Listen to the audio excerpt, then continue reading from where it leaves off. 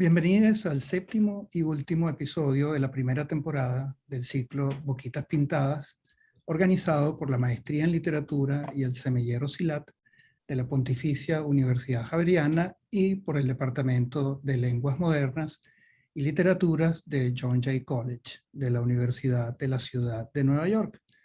Hoy, Jeffrey Cedeño y yo estamos muy contentos de contar con Marce Gutiérrez como protagonista principal de este episodio y con Andrés Mendieta como el mejor cómplice de nosotros. Marce Gutiérrez es activista travesti, antropóloga e investigadora feminista queer, becaria de investigación de la Universidad Nacional de Salta e integrante de la cátedra optativa sobre aborto de la Facultad de Ciencias Sociales de la Universidad de Buenos Aires.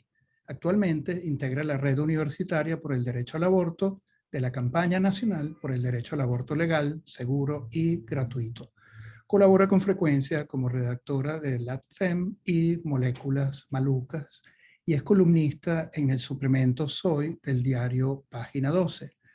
Sus investigaciones giran en torno a las experiencias de las personas trans y travestis de regiones no metropolitanas, desde una perspectiva sobre las movilidades, las prácticas espaciales y el cruce entre geografía y sexualidad. Hoy Marce presentará un trabajo titulado Cuando las travestis se desnudan, escándalo y erotismo en los archivos argentinos. Para presentarla y también entablar una conversación con ella, tenemos la suerte de contar con Andrés Mendieta, nuestro cómplice de hoy, como dije antes. Andrés es candidato del doctorado en Sociología de la Universidad Nacional de San Martín y magíster en Estudios y Políticas de Género por la Universidad Nacional de 3 de Febrero, donde se desempeña como profesor. Fue becario de la Andrew Mellon Foundation en el programa Critical Theory in the Global South de Northwestern University.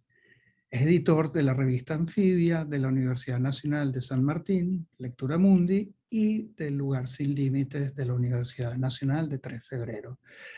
Muchísimas gracias, Marce y Andrés, por aceptar nuestra invitación. Andrés, tienes la palabra. Hola a todos, hola Vicente, muchas gracias por esta presentación y muchas gracias por esta invitación. La verdad que es un placer estar compartiendo este espacio en este ciclo de Boquitas Pintadas y poder tener un diálogo con una colega que admiro muchísimo su trabajo, como es Marce Gutiérrez.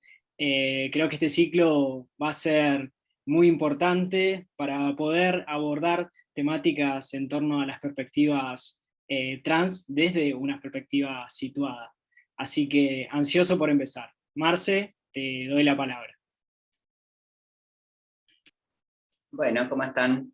Buenos días, buenas tardes.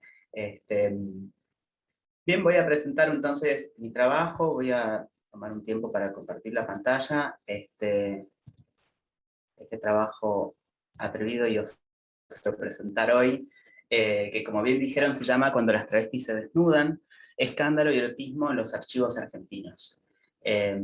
La idea de esta presentación es como tratar de tematizar algunas cuestiones que a mi juicio particular considero han sido dejadas de lado en la producción de ciertas narrativas del activismo y la militancia trans en Argentina, y que surgen, o al menos puedo comprobar, verificar y trabajar sobre ellas a partir de la indagación en los archivos.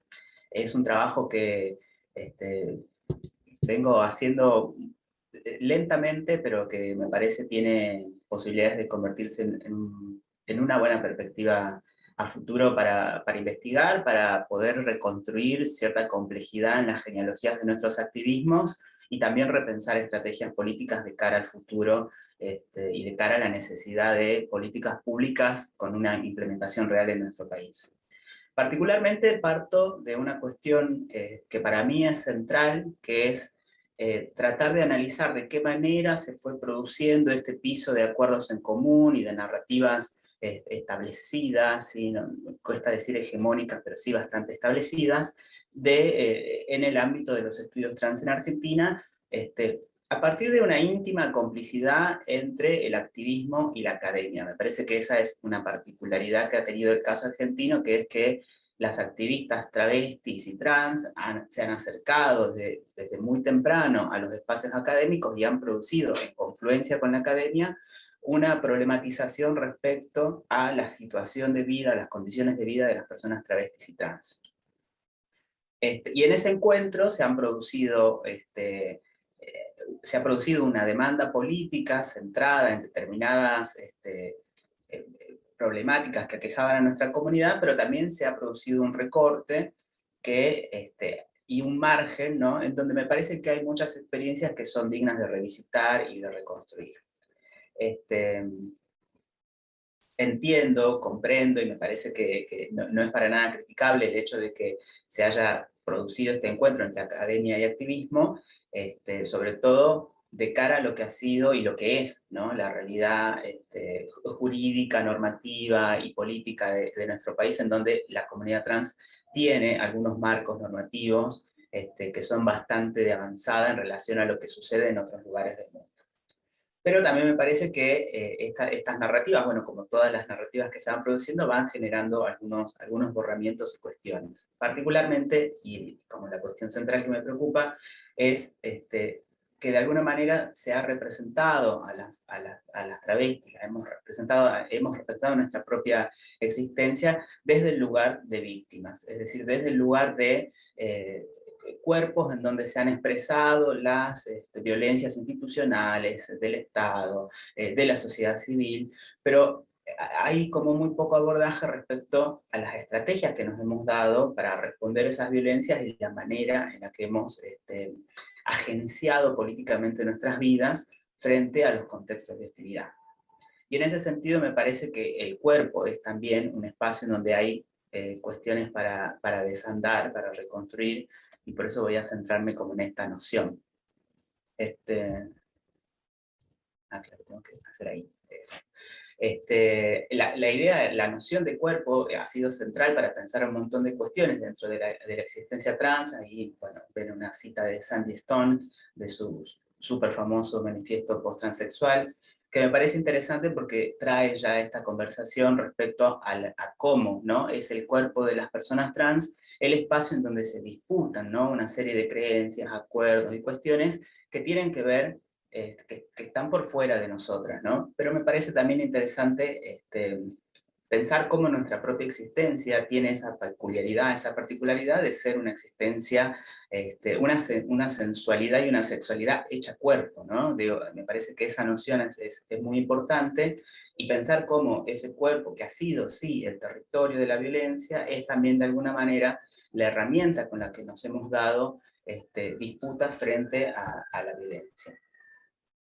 Me parece interesante pensar en el cuerpo desde una complejidad mayor, ¿sí? En mis trabajos de investigación anteriores he pensado mucho desde una clave geográfica en la cuestión del cuerpo como el territorio en donde se terminan de imprimir nuestras prácticas espaciales, de movilidad y otra serie de cuestiones, pero también me parece que el cuerpo de alguna manera ha sido el archivo, ¿no? Sobre el archivo donde hemos atestiguado las situaciones de violencia, nuestras experiencias de vida y otro montón de cuestiones que como travestis hemos afrontado. Así que para mí esta cuestión del cuerpo va a ser una cuestión central, y sobre todo porque me parece que, a diferencia de otras experiencias o de otras prácticas sexuales o elecciones sexuales o lo que fuera, el cuerpo de las travestis y las transexuales no puede ser silenciado, es un cuerpo que permanentemente atestigua, ¿no? Y esa cuestión me parece central. Pienso en varias situaciones, ¿no? Creo en la propia experiencia personal, muchas veces el solo hecho de visitar una confitería, entrar a un bar o andar por la calle, te somete a la mirada del otro, y esa mirada te escruta, te hace preguntas, ¿no? De alguna manera permanentemente estamos diciendo algo sobre nuestras elecciones, nuestras trayectorias de vida. Y esa dificultad de ocultar ha estado presente en un montón de situaciones de la existencia de nuestro activismo y del desarrollo de nuestro activismo. Pienso, por ejemplo, en cómo cuando las primeras agrupaciones de travesti empezaron a participar de las marchas del orgullo, Una de las solicitudes fue que, bueno, para evitar la sanción de los códigos contravencionales, no vinieran vestidas de modo provocativo. Entonces muchas compañeras eligieron, en particular las compañeras de ATA, que era la Asociación de Travestis Argentinas, ir con un pantalón de jean y un busito rosa, que era una prenda bastante unisex, pero sin embargo, y a pesar de eso, esos cuerpos eran ineludiblemente travestis. Y me parece que esa idea de lo ineludible del testimonio de nuestros cuerpos es bastante central. Y también ha sido un poco la razón por la cual hemos tenido que apropiarnos de ese cuerpo para decir cosas, ¿no? Y aprovechar esa potencia de nuestro cuerpo. Yo voy a ir mostrando en las diapositivas una serie de imágenes de archivo que son fantásticas y que adoro. En este caso es Gina Vivanco, una activista, una travesti de la provincia de Buenos Aires. Esto es parte del Fondo Documental del Archivo de la Memoria Trans. Y van a servir un poco para ilustrar lo que voy diciendo y para tratar de darle un contexto y un entorno de belleza a la conversación. Me ha parecido también importante pensar en cómo estos cuerpos hablan incluso después de muertos, ¿no? Incluso sin vida estos cuerpos siguen atestiguando la realidad de una comunidad toda, ¿no? En ese sentido quiero como poner un poco de contexto de dónde surge esta investigación y por qué la vengo trabajando y pensando. En particular, todo empieza más o menos con un artículo que hemos publicado junto a Patricio Simoneto en Moléculas Maluca, que se llama Las Embajadoras de Travestilandia. En ese trabajo hemos presentado una situación que, a pesar de que es sumamente conocida y que circula en la memoria oral de nuestra comunidad, no había sido como abordada y trabajada profundamente en un escrito, que es la muerte, el asesinato de casi un centenar de travestis en los años 80 y 90 sobre la ruta panamericana en la zona norte de la ciudad de Buenos Aires. Nos parece interesante abordar eso, y teníamos además un fondo documental donde había un montón de cosas súper interesantes para rescatar. Y sobre todo nos pareció también interesante pensar en cómo habían sido recibidas todas esas noticias por los medios, cómo eran abordadas y qué estrategias se ponían en juego en esas situaciones. En particular, además, nos centramos en reconstruir un momento muy preciso de ese activismo, que fue la primera manifestación de travestis que se hizo en el año 1986 en la Plaza de Mayo, y que fue un evento entre performance y protesta, que tiene todos estos coloridos que vemos acá. Estas son imágenes del archivo del diario Crónica de esa protesta en particular. Una veintena de travestis llegaron en autos particulares a la Plaza de Mayo, se bajaron y montaron allí su protesta. Estaban agrupadas bajo un espacio que llamaban provisoriamente Frente de Travestis, y llevaban carteles pidiendo dignidad, trato digno, basta de persecución de la policía, y provocaron esto, un escándalo, ¿no? En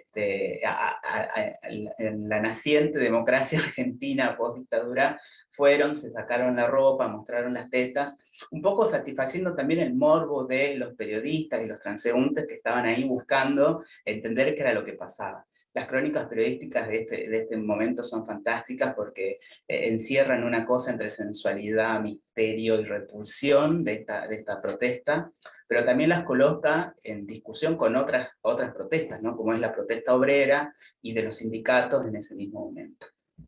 Un poco a partir de esto, pensando un poco en el concepto de ciudadanía ingrata que trabaja Marcio Ochoa, que me parece interesante porque describe esta cualidad contestataria, ¿no? Desobediente, rebelde, que es muy natural a nuestra experiencia trans, y también un poco orientándome por los trabajos de Kulik y Klein respecto a la cuestión del escándalo travesti como una herramienta de negociación en determinadas circunstancias.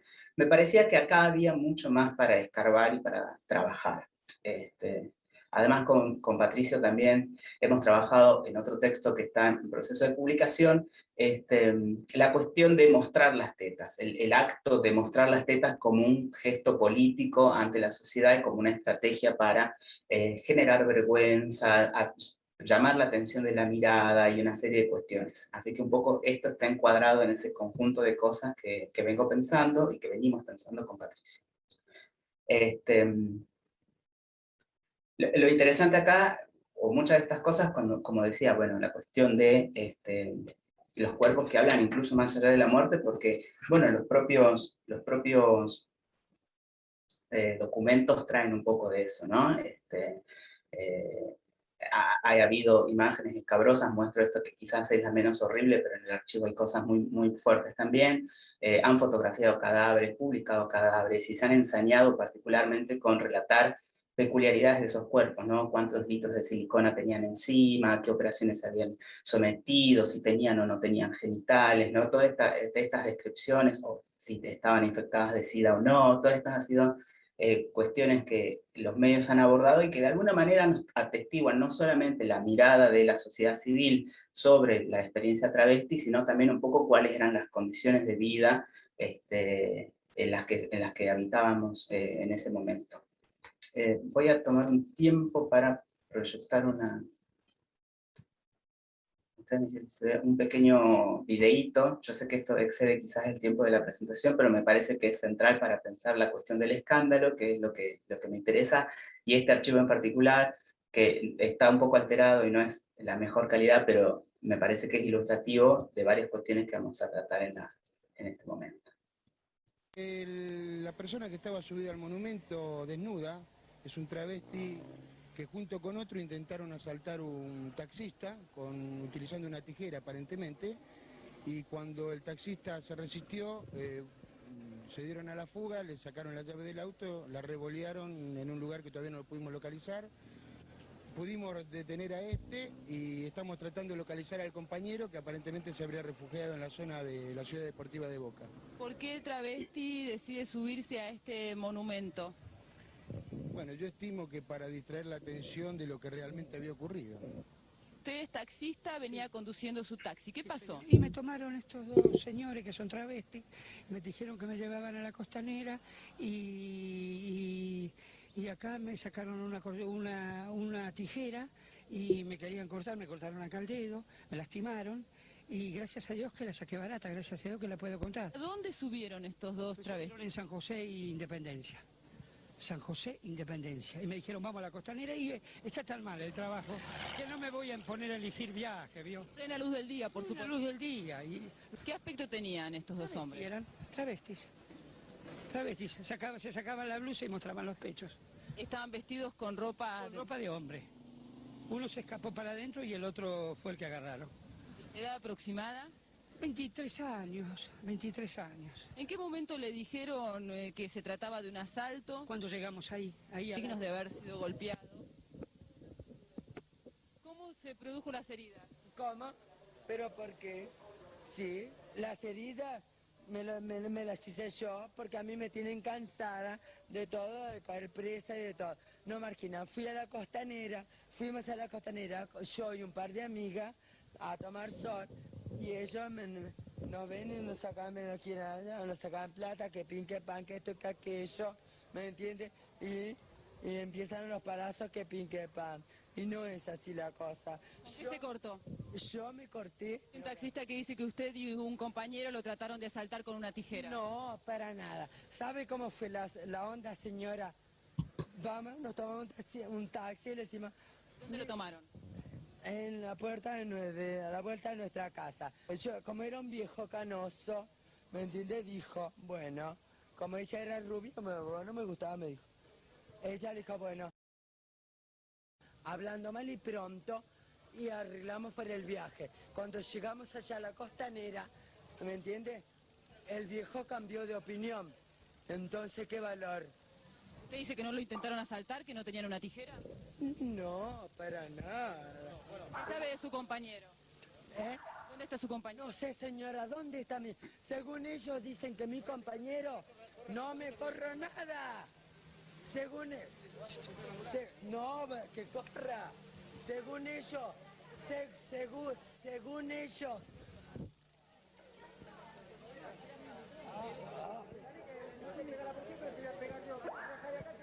Algunos problemas comienzan porque él no deja entrar la ambulancia. Pegame, pero ¿quién estaba? Era un viejo así choto como tú, pero qué valor. Tenía pena, por favor que estoy hablando con cámara. ¿Me entiende, señora? Yo así son.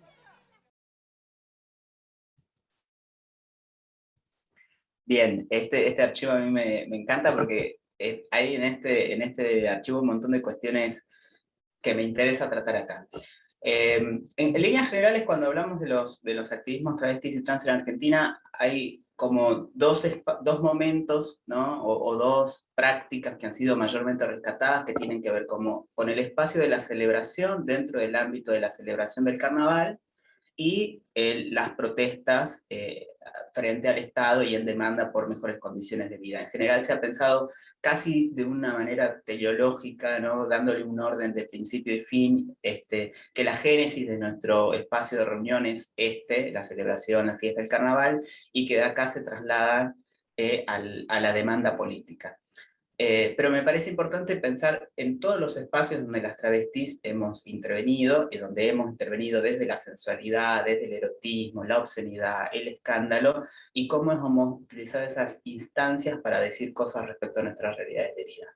La celebración, bueno, está aquí, pero en montones de casos, ¿no? En donde hemos participado ya no solo del carnaval, sino en otras muchas circunstancias y situaciones. La protesta, bueno, acá está otra vez, este es otro archivo respecto a esa primera marcha de travestis.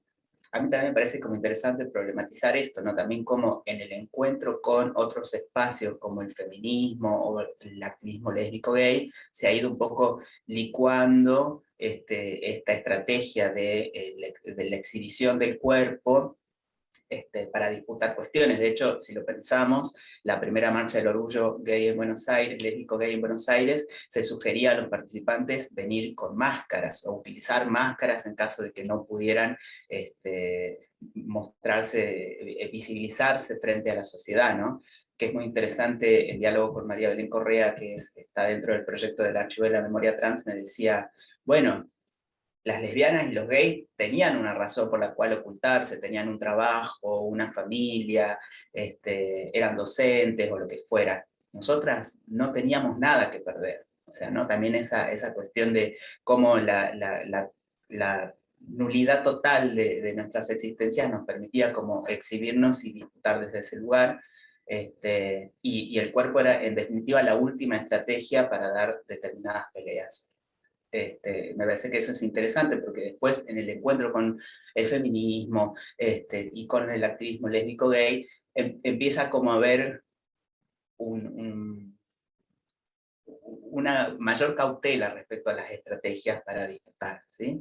De hecho, otra cuestión que a mí me llama mucho la atención es cuando releo sobre cuestiones del activismo LGBT, que muchas veces hay una abierta crítica, ¿no? A este momento primigenio de nuestro activismo, en donde se decía, bueno, se trataba de un conjunto de travestis mediáticas, ¿no? Casi como denostando ese activismo que se daba en los medios y privilegiando esta nueva instancia que nace a partir del reconocimiento de las organizaciones formalmente constituidas ante el Estado, como este es el momento de lo político y lo anterior era otra cosa, ¿no? Era incidencia en medios y nada más. Y me parece que hay en todas esas actitudes una cuestión contestataria y desobediente que tiene un carácter político, ¿no? Acá hay otro archivo que me parece fantástico, y trabajamos también con Patricio, que tiene que ver como con cierta cosa performática que ha tenido la existencia trans. Y también como esto tiene un diálogo con la cuestión espacial, que a mí también me interesa mucho, pues geografía es como mi segundo hogar, la geografía. La imagen de Claudia Pia Baudraco frente al Congreso Nacional es mucho más conocida. Esto sucede a los días de que ella se inyecta siliconas y sale a mostrar las tetas. En realidad fue una serie de fotografías que Claudia Pia se tomó en distintos edificios públicos, se conservan solamente estos dos. En el otro está frente al Teatro Colón, pero subida a un falcón verde, ¿no? Que también me parece muy importante por todo lo que representa el falcón verde dentro de la cultura política argentina, vinculado con la desaparición de personas y el proceso militar. Del mismo modo que en el video anterior, también cuando la travesti se revela, se sube al monumento a las Nereidas de Lola Mora, que ha sido una obra de arte censurada en su momento por la extrema sensualidad de esas figuras, y en otros archivos fotográficos se ve a la travesti entre las Nereidas desnudas, que me parece también una imagen fantástica. En los medios de comunicación también han sido frecuentes, en particular voy a hablar de este caso que es el de Débora Singer, que este es un archivo que a mí me encanta, porque Débora acepta desnudarse para la revista Eroticón en una producción súper osada, a condición de que se le permita hablar sin tapujos y sin restricciones de un montón de cuestiones que tienen que ver con la problemática trans. Débora Singer nunca se habla de ella ni se la recupera, pero en cada una de las entrevistas que dio durante los años 80 siempre hablaba respecto a la situación de la Panamericana, la persecución de sus compañeras, la violencia que recibían por parte de la policía. Ella era una actriz cómica, una artista de varieté, pero desde ese lugar incidía políticamente cada vez que tenía un micrófono delante para explicar lo que pasaba. En este artículo, que es bellísimo, ella se desnuda, pero también este otro acto que me parece muy importante, que es qué es lo que se desnuda cuando la travesti se desnuda, ¿no? Es decir, qué es lo que ponemos en evidencia. En esta entrevista Débora dice que ella quiere desnudar la hipocresía de la sociedad, y de hecho habla de todas las perversiones, morbos que tienen sus clientes, las cosas a las que ha tenido que vivir, ¿no? Y la violencia a la que ha sido sometida. Me parece que es fantástica en ese sentido ese material de archivo. Y me parece que es esta estrategia también que veíamos en el video, ¿no? Cuando está la cámara delante, entonces tengo la oportunidad de decir, de reclamar, de poner en discusión algo que generalmente no se me presta atención porque no estoy. Entonces el escándalo tiene esa función, o como decía el policía al principio de la entrevista, ¿no?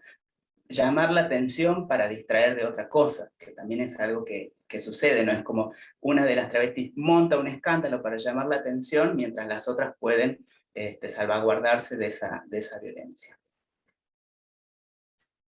En la farándula también ha habido muchos casos, ¿no? Hablábamos de Débora Singer, pero a mí me parece que también es importante reivindicar la figura de Vanessa Shaw, que fue una travesti muy, muy reconocida, que participó de teatros de revista, que vivió en Francia, y que a pesar de que políticamente nunca dio una disputa como tan abierta, su sola presencia en los medios ha ido como abriendo, ¿no? una brecha para poder discutir otras cosas. Todo esto es como tratando de repensar cómo nuestra presencia y la presencia de nuestros cuerpos, la imposición también de nuestros cuerpos exuberantes, sensuales, intrigantes, ha ido permitiendo abrir una brecha en un montón de cuestiones.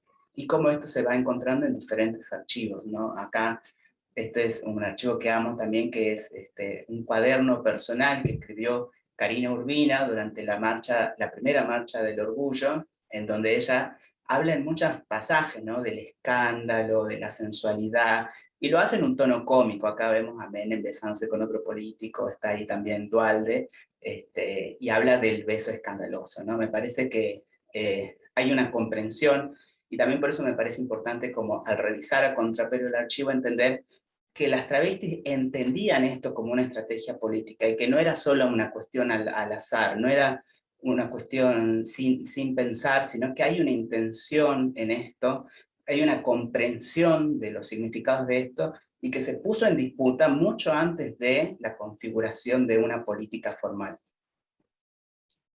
Y me parece que es interesante recuperar esto porque necesitamos, si queremos hablar de una verdadera memoria o de una verdadera recuperación de la memoria trans y de nuestros activismos, necesitamos ir al revés, ¿no? Ir contra la marea del archivo y contra la marea de las narrativas establecidas para encontrar estas otras memorias que son desobedientes, que son vergonzantes, que son subterráneas, pero que tienen mucho para decir, mucho para amplificar y complejizar nuestros recorridos actuales, y hay todo un relato, ¿no? A contramano que necesitamos recuperar para recuperar también esa agencia política y esa potencia de nuestras existencias, que no son las de las víctimas, o no somos todas buenas víctimas tampoco, pero tenemos mucho para decir desde esto, ¿no? Desde nuestro cuerpo, hablando sin cesar. Bueno, Marce, totalmente fascinado con este archivo y con muchas ganas de ver más, por supuesto.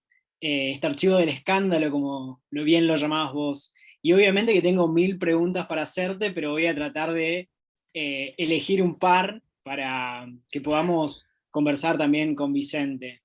La primera pregunta que te quería hacer es ¿qué significa o qué valor tiene poder revisar estos archivos desde una lente o perspectiva travesti trans? Digo, la importancia de hacer una lectura a contrapelo, como bien decías, de estos archivos, reviendo de manera crítica la manera en la que históricamente se nos ha representado en los medios de comunicación. Y cómo se podría, desde una óptica situada, dar cuenta de esas fisuras que claramente una lente cis no podría decodificar tan fácilmente.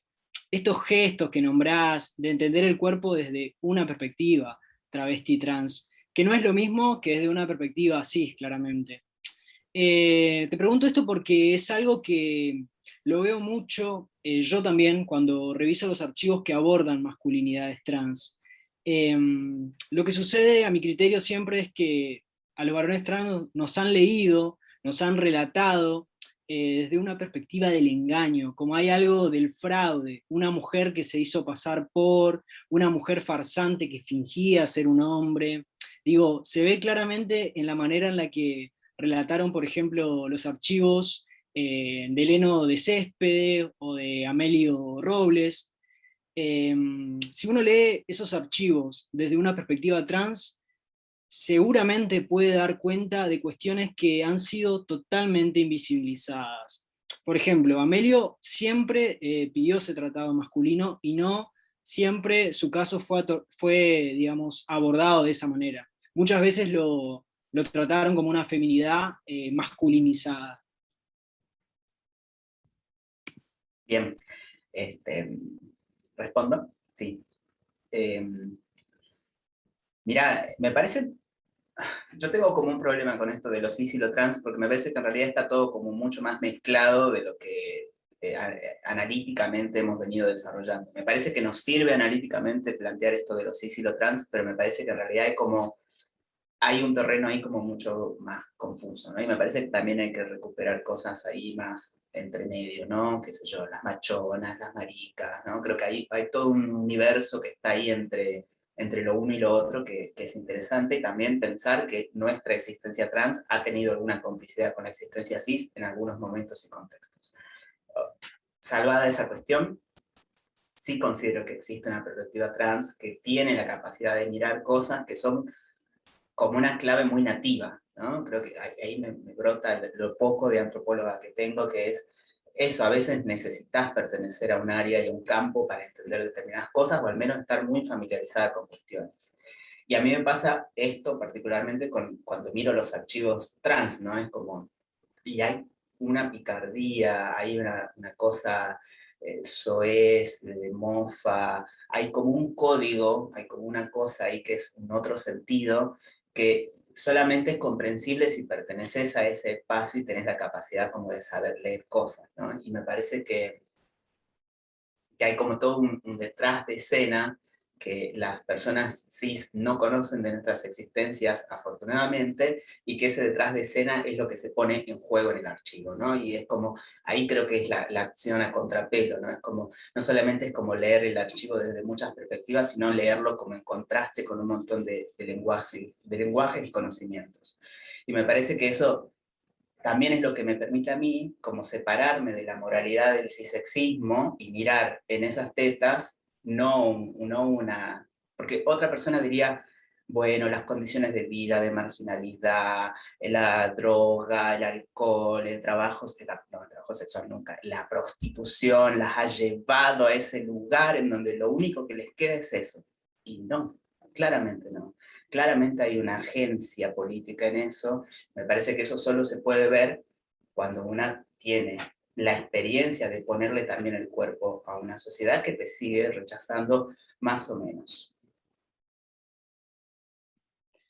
Excelente, sí, justamente era como poder decodificar estas fisuras, ¿no? No volverme como tan esencialista entre la diferencia entre lo cis y lo trans, pero sí, claramente creo que hay como una posibilidad de ver esos guiños que, digamos, han sido muy naturalizados en nuestras sociabilidades, digo. A mí me gusta mucho Silvia Molloy, y Silvia, por ejemplo, decía que en su juventud no se hablaba de ser lesbiana o ser queer, pero había como ciertos gestos que se podían leer como tales, entonces de esta manera uno podía conquistar a alguien, podía entablar como una relación erótico-afectiva con una persona de su mismo género. Bueno, esas fisuras me parecen fascinantes porque te permiten, digamos, mirar, digamos, el archivo desde una lectura diferente, ¿no? Como reverlo. A mí Y sí. para responder la otra parte de la pregunta, que creo que no toqué nada, es que es como, a mí me pasa cuando veo archivos sobre transmasculinidades que, viste, siento que no le puedo aplicar a eso la misma herramienta que nuestro activismo travesti. Me parece que, y acá quizás nos vamos por otra pregunta que sí me querías hacer, pero me voy igual, que es, muchas veces se le ha demandado a los varones trans no haberse hecho tan visibles como las travestis, ¿no? Incluso así, digo, en los activismos hay como esta demanda de, pero si no se organizan y no son visibles, y es como, a ver, pará, ¿no? Es como, visibilizarse también tiene un costo, ¿no? Digo, Foucault, la visibilidad es una trampa, ¿no? Visibilizarse encierra un costo para esos cuerpos que un cuerpo travesti quizás lo pueda afrontar o quizás no lo puede eludir, ¿no? También es otro, no es ineludible, ese costo, yo por más que la mona se vista de seda, mona queda, ¿no? Digo, me parece que eso en un punto tiene como un sentido que por ahí los varones trans han sabido como utilizar la invisibilidad como su estrategia, y eso les ha permitido existir en diversos ámbitos, y justamente el hacerse visible ha sido sumamente caro, ¿no? Digo, exponerse a que los medios te traten como una mujer hombre, como una mujer farsante, y todas estas cuestiones que vos estás detallando. Y a mí lo que me pasa es que me cuesta, a pesar de todo el diálogo que tengo con compañeros trans, cuando veo el archivo, entender cosas que yo digo acá, evidentemente hay una fisura, una grieta, un secreto, una clave que yo no tengo, porque nadie me la contó y porque no la viví. Por eso es tan importante como que tomemos esta tarea de trabajar en estas cuestiones en una clave propia. Sí, totalmente. Seguramente hubo una parte, digamos, de que esta invisibilidad sea una estrategia para pasar desapercibidos, pero a la vez también eso tuvo un costo muy grande, digo, porque esa invisibilidad también se puede leer en términos de borramiento, porque, digo, hay archivos del siglo XIV, hay un libro que a mí me gusta mucho, que se llama La doncella quiso ser marinero, que es de unos historiadores holandeses, en el que reconstruyen historias de lo que hoy podrían haber sido leídos como varones trans. No quiero hacer como anacronismos, porque claramente esa categoría no existía, pero sí eran personas que habían sido asignadas al momento del nacimiento como mujeres y vivieron toda su vida o gran parte de su vida como masculinidades. Entonces, esa, digamos, es como un arma de doble filo, por nombrarlo de alguna manera. Y quisiera volver un cachito o destacar algo que me parece fascinante en el abordaje mediático de las travestis, principalmente de los 90s, esto que nombrabas del escándalo, ¿no? Cuando hablabas de Débora, por ejemplo, y que a mí me parece como una estrategia fascinante.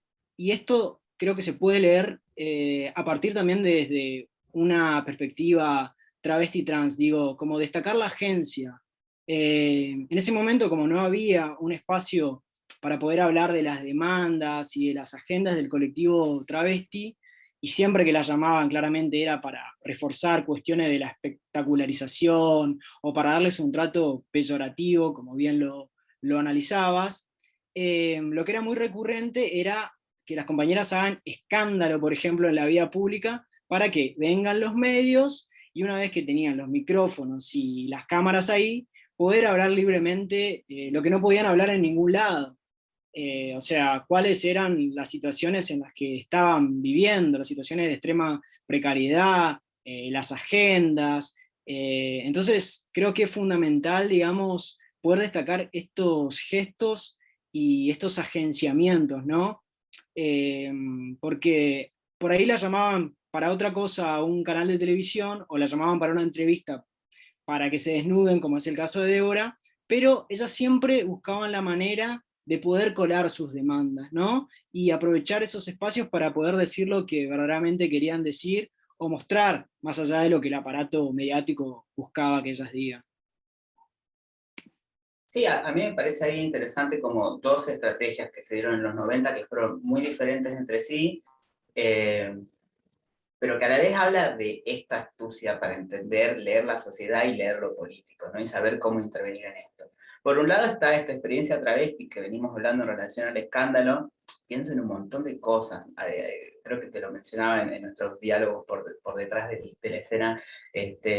Sandy González, que es una de las integrantes de Travesti Unidas, fue al programa de Lucho Avilés, que era el típico programa de chimentos en Argentina, a presentar su disco, y la canción se llamaba Policía Federal, y la escena central de ese archivo es Sandy bailando al lado de dos policías vestidos de Policía Federal, mientras ella habla de la policía y las situaciones que viven con la policía en una canción, ¿no? Digo, estrategias miles para poder poner en agenda situaciones que tenían que ver con esa existencia travesti. Y por otro lado están las estrategias que se dieron las transexuales, que tuvieron que ver más que nada con performar esa feminidad hegemónica y deseada, ¿no? Karina Urbina llorando en la televisión, explicando que ella nació en un cuerpo equivocado y que se siente una mujer y que necesita ser intervenida quirúrgicamente, o Mariela Muñoz, que se hizo conocida por adoptar una veintena de pibes y criarlas, y ese lugar de la madre, ¿no? De ser una madre, de estar en contra del aborto, o salvar a los chicos de la situación del aborto, todo eso, ¿no? De coincidir con el estándar moral de la época, también le sirvió para ser reconocidas y para imponer una agenda política y una preocupación en los medios.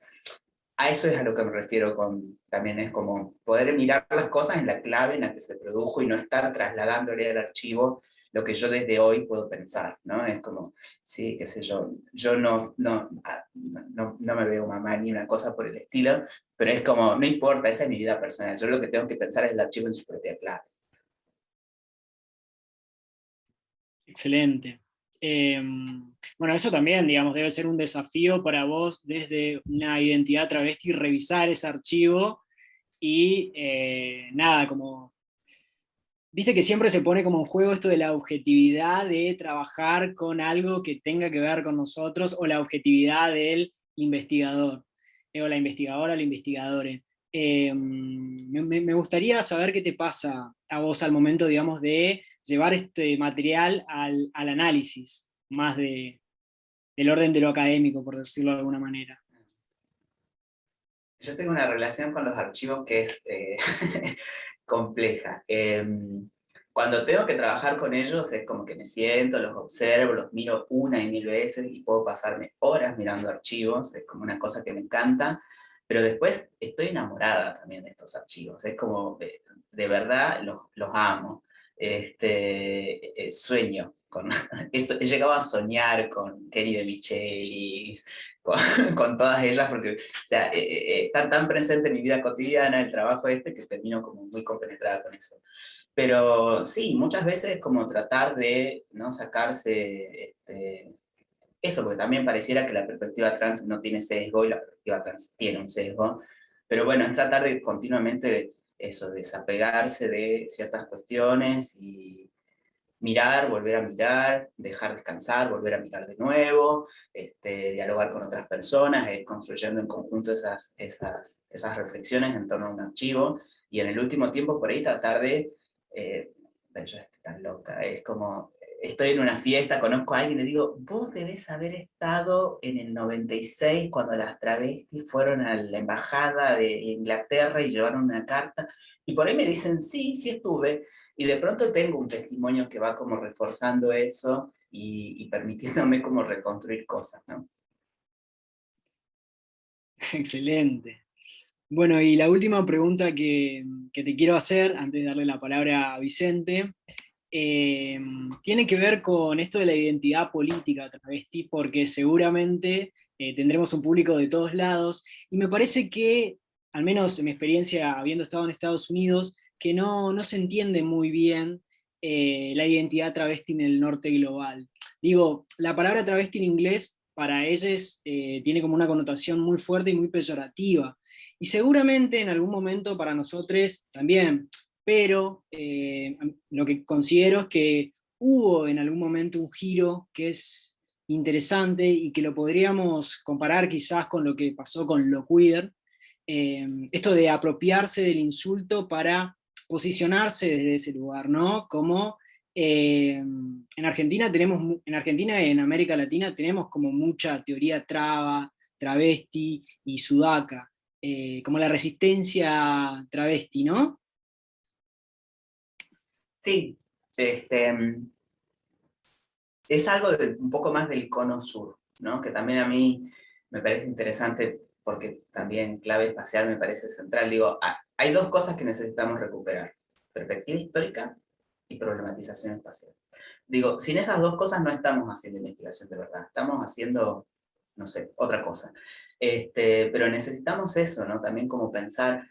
Me acuerdo el año pasado, cuando se estrenó la serie de La Veneno, hubo un debate en Twitter sobre si era travesti o era transexual, porque a personas les parecía que el término transexual era ofensivo y a otras personas les parecía que travesti era ofensivo. Y de hecho era como, chicos, tan simple como que en España esta categoría funciona y acá no funciona y allá sí. Digo, no hay más nada que discutir en esto. Esta es una discusión de Twitter, chicos.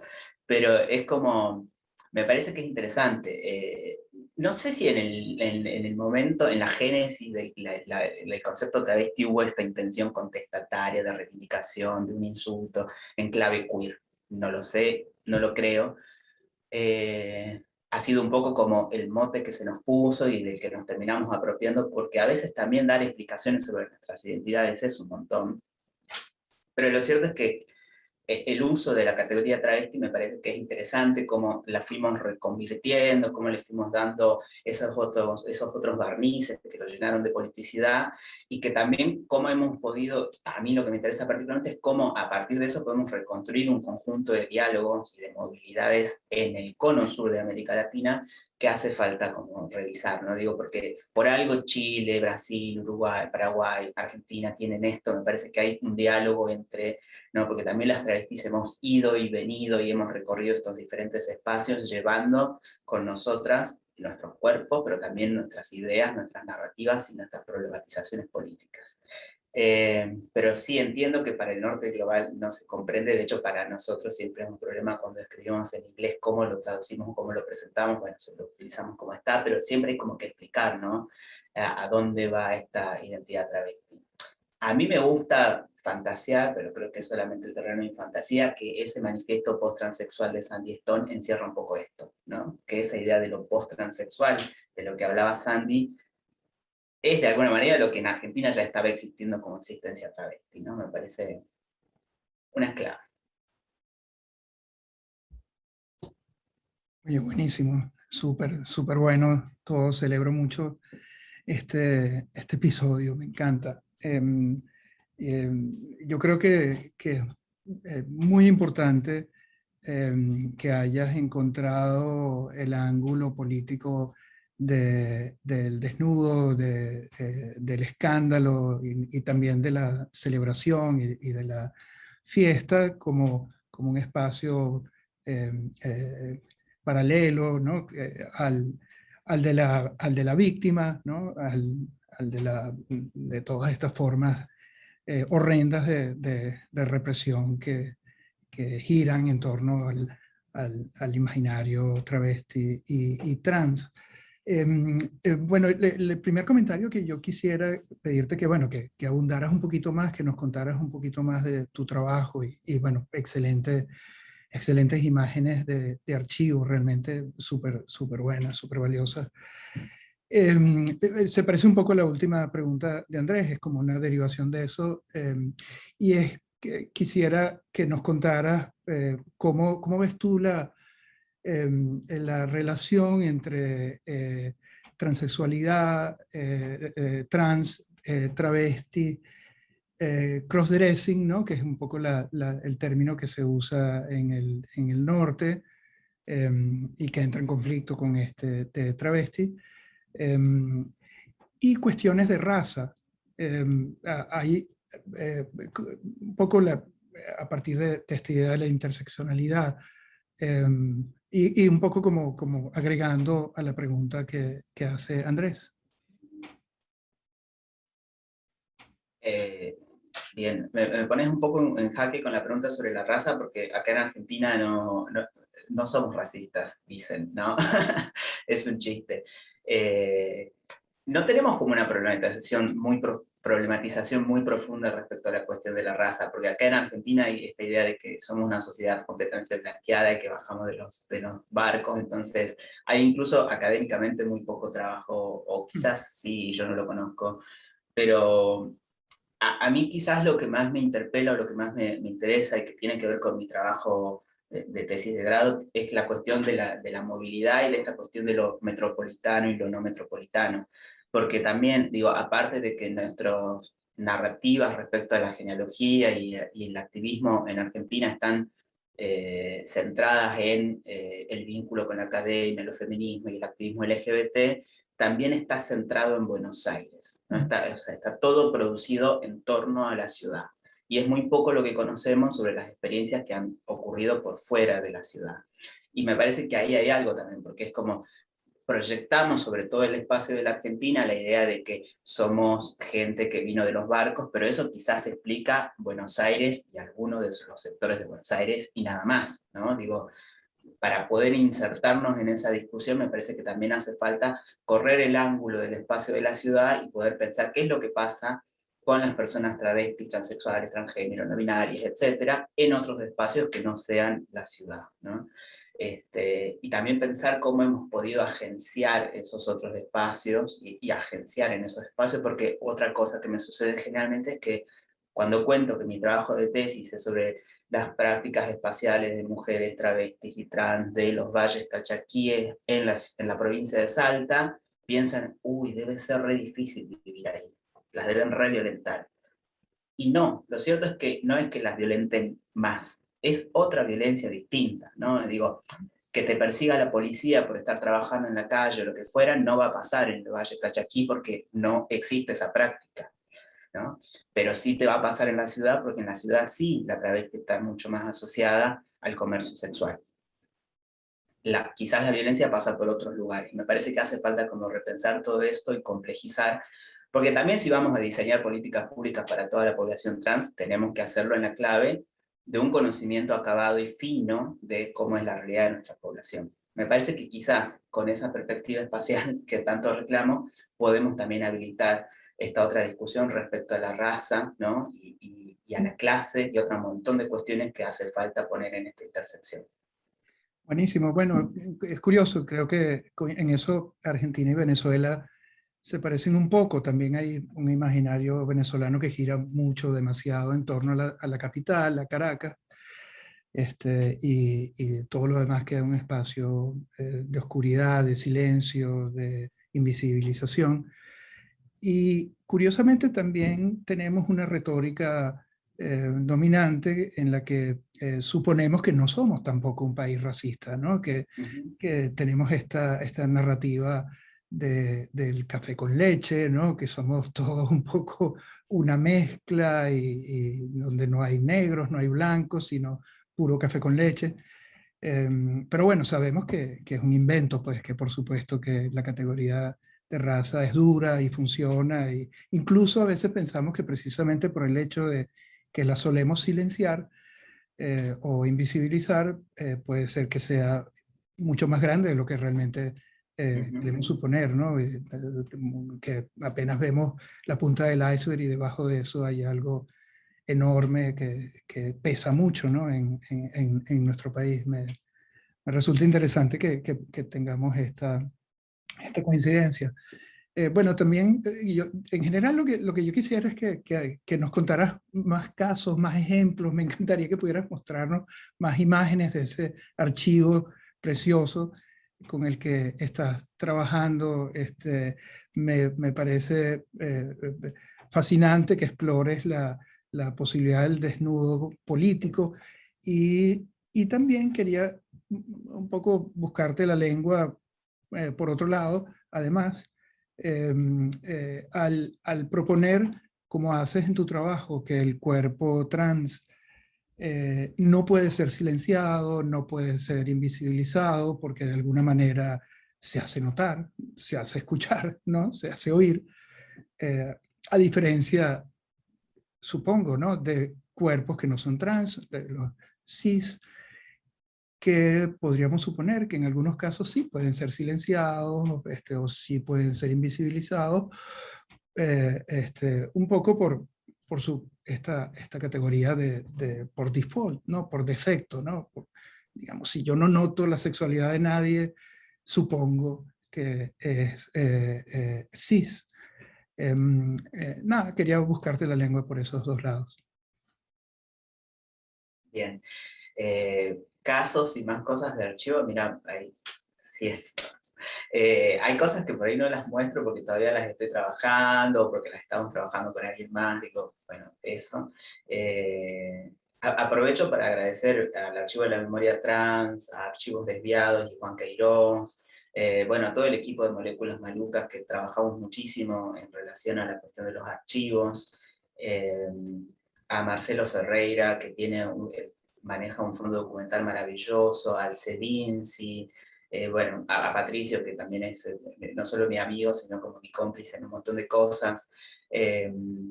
Hay mucho material hermoso para trabajar, y casos montones, ¿no?, para recuperar. Después respecto a... ay, me perdí cuál era la otra cuestión. No, no te preocupes. Bueno, esta idea del cuerpo trans... Ah, sí. A mí me parece que es una cuestión para revisar, ¿no? Siempre se habla como esta cuestión del cispassing, de la transnormatividad, ¿no? Como es complejo este nudo de cuestiones ahí que es como quién tiene más o menos cispassing, cómo eso te permite evitar determinadas cosas. Me parece que también hay como... Yo creo constantemente, y hago este gesto porque lo hago siempre, que es, necesitamos desagregar, ¿no? Empezar a romper en pedacitos las cosas para pensarlas como en un minúsculo detalle y volver a reconstruirlas, porque también pareciera que el cispassing es una cosa que funciona y funciona siempre, lo cierto es que hay contextos en los que sí, lo que no, como otro montón de cuestiones. Digo, acá hace poco hubo una discusión muy grande respecto a la cuestión de los DNIs, ¿no?, y el reconocimiento en los DNIs, y una discusión sobre, porque bueno, la normativa posible en contexto internacional es la de poner una X en ese DNI que consigna otro género, pero no dar un detalle de si somos travestis, transexuales, no binarias, etc. A mí particularmente me parece que poder pasar invisible a los registros del Estado es una forma también de seguir resistiéndonos a ser clasificadas, controladas y puestas bajo el régimen de la nomenclatura y las lógicas de cuantificación del Estado, ¿no? Para otras personas ha sido como sumamente aberrante, porque pretenden que ese documento de cuenta, no sé para qué, pero me parece que es interesante dar esas discusiones. Y ahí hay como una complejidad de cosas, ¿no? Pero a mí lo que me parece es que la cuestión de que el cuerpo travesti no puede ser callado tiene que ver también como con las limitaciones hasta técnicas del embodiment, como de la construcción de ese cuerpo, ¿no? Hay como una limitación técnica. Yo, por más hormonas que tome, mis cirugías que me haga, hay un límite para todo, y eso termina produciendo un cuerpo que siempre está bajo la lupa, siempre está en sospecha, y me parece que esa sospecha, con esa sospecha podemos hacer dos cosas: podemos estar siempre tristes y maquinándonos de nunca poder responder a ese modelo deseado que es una fantasía además, porque no existen esos modelos de lo femenino y lo masculino, tampoco existen, pero podemos vivir enojados con eso, o podemos, nada, tomar eso, reivindicarlo como nuestra herramienta política y salir adelante, y aprender a apreciar, a desear y a gozar de esos cuerpos con todas las diferencias que encierran, ¿no? Bueno, esto que Loana decía, ¿no? Recuperar el valor crítico de nuestra diferencia. Buenísimo, muchas gracias. Bueno, yo creo que no todo el mundo conoce el Archivo de la Memoria Trans Argentina. ¿Pudieras hablarnos un poquito de eso? Bien. de atrevida nada más, porque yo no formo parte del proyecto del archivo, pero sí estoy en contacto con las compañeras. Básicamente, bueno, también esto me parece re interesante, y volviendo a anécdotas del archivo. La que tenía esta ambición y siempre tuvo esta idea en la cabeza fue Claudia Pía Baudraco, que la vimos en esas fotos mostrando las tetas. Claudia Pía había recibido de herencia una cámara fotográfica profesional que Claudia Pía no sabía manejar para nada, simplemente la agarraba y movía las lentes hasta que más o menos salía la foto. Pero con esa cámara, Claudia Pía se sacó cientos de fotos y sacó cientos de fotos a compañeras. Y tras su fallecimiento, cuando María Belén recupera alguno de esos documentos, empieza a pensar en la necesidad de concretar ese proyecto, de generar un registro unificado de todas esas fotografías, cartas y cuestiones. Y entonces empezaron a trabajar alrededor de la cuestión del archivo. Tengo entendido que también ahí Cecilia Estalles, que es una compañera que trabaja desde el audiovisual, fue fundamental. Ella hace un documental que está en YouTube, lo pueden buscar, sobre Gina Vivanco, que es fantástico, y un poco ahí se encuentran, digamos, María Belén, Cecilia, otra serie de compañeras, y empiezan a trabajar en torno al proyecto, que afortunadamente recibe bastante apoyo, y están llevando adelante algunas cuestiones particulares. Sé que ahora también hay un compañero trans dentro del equipo, que me pone muy feliz, porque necesitamos también esa memoria transmasculina. Y tienen un fondo documental de cerca de 17.000 piezas que son fantásticas. Trabajan muy a contrarreloj para poder digitalizar todo eso, pero tienen una página web y hay mucho material subido ahí, y la verdad que si lo sabes mirar, ¿no? Es un archivo donde hay una potencia increíble para reconstruir miles de cosas. Gracias, buenísimo. Andrés, ¿tú tienes algo más que comentar, preguntar? No, la verdad es que obviamente me quedo con más ganas de ver el archivo, pero tendremos que esperar que lo sigan analizando y lo publiquen, ¿no? Sí, un poquito recuperando un poco esto último que decía Marce. Si bien el archivo, digamos, empieza con recuperar archivos de feminidades trans, actualmente lo que están haciendo es volver no volver, sino pensar en el eje de transmasculinidades y personas no binarias. Así que hay un compañero que es Lucho, que está teniendo como entrevista con masculinidades trans y con personas no binarias que están aportando sus archivos al archivo de la memoria, así que me parece fundamental. Y por supuesto invitarles a ver la página web, porque ahí hay mucho material cargado, que lo van haciendo de a poco, pero es un archivo fascinante. Bueno, muchísimas gracias. Como mencioné al comienzo, es el último episodio de la primera temporada, y bueno, creo que hemos cerrado con broche de oro. Muchísimas gracias, Marce, me encanta tu trabajo, y muchísimas gracias, Andrés.